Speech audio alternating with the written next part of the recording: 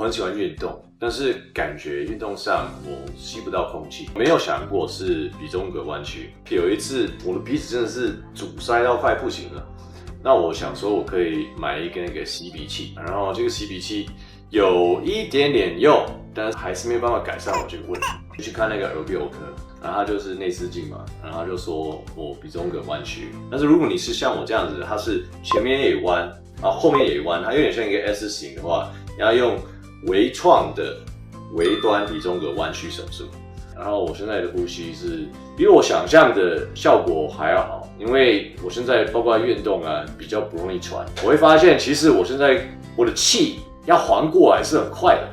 那这个是很开心的，然后最开心其实老婆啦，因为我现在不打呼了。那如果你有类似一个鼻中隔弯曲的困扰，你也是可以来这边 iSkin 去找陈医师咨询一下。